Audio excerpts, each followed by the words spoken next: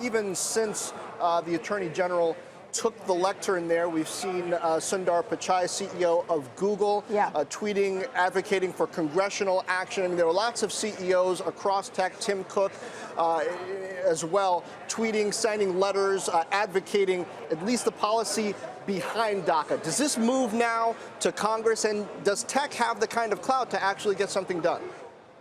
Well, it has the kind of money and it has the kind of intention. I don't know if you saw Microsoft's response. That was quite active for Microsoft. It was unusual for them to be quite so far along, talking about obviously working with Congress, getting this passed, and if that isn't the case, to protect their workers. I mean, I think, you know, once again, tech shouldn't be surprised that this is the kind of stuff out of the Trump administration, because he's been saying he was going to do this all along. And I think in this case, they keep pushing these leaders to really stand up for things that they've always been familiar to them, issues around immigration, social justice, things like that. So I think you'll see a lot of action on this and a lot of pressure and money put to bear on getting something passed, and quickly, by Congress. Kara, is the calculus changing among Silicon Valley executives? Because just a few weeks ago, it was engagement with the president, staying on these councils. We saw this shift after Charlottesville. What's the approach going to be now? Money to put to, you saw, we did a large piece on Reid Hoffman today, Reid Hoffman, yes, a billionaire. I did see that. Yeah, he's going to be spending billions to not just sort of push back the initiatives by the Trump administration, but also to work across bipartisan lines. He's funding Republicans as well as Democrats, although he's obviously more democratically aligned. So I think you're going to see a lot more outspokenness in terms of putting money and power behind initiatives to overturn a lot of this stuff, and to get people in office that are more in line with their points of view, which would be more pro-immigration, more organized towards social justice, more organized toward free trade and things like that.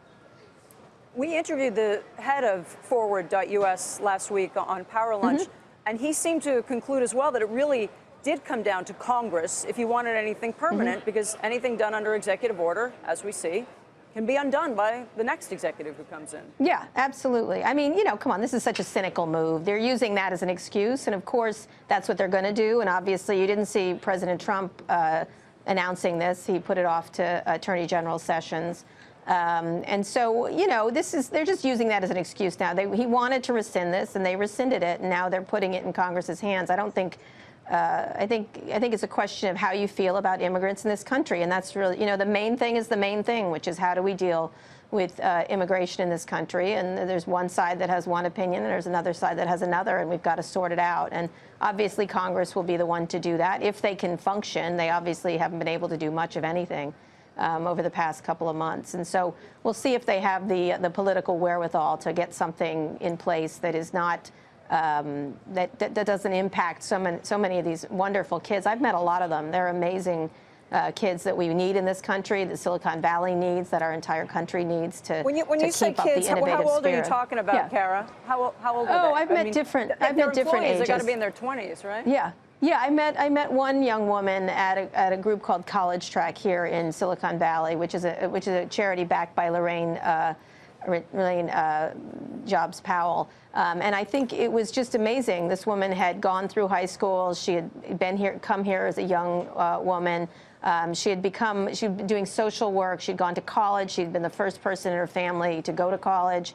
She's supporting a great deal of people. She's one of these people, just exactly the kind of person you want here, really working hard and trying her best to be a great citizen, a great tax-paying citizen.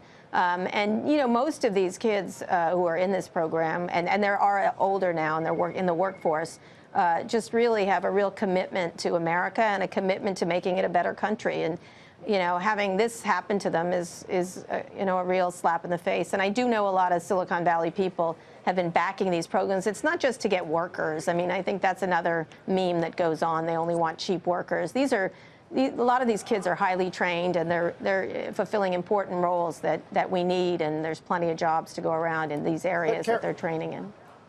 Kara, as big tech, exercises their voice on this, though, don't they have to have a response to at least the way Sessions frames this, right? The Department of Justice cannot defend this executive overreach. Obama was simply fighting with laws that he personally disagreed with. They're going to have to answer for some of that, or to some of that, right? I guess if you want to get in that, but they could do the travel ban. I mean, come on, this is politics. Let's not pretend that that's not what this is.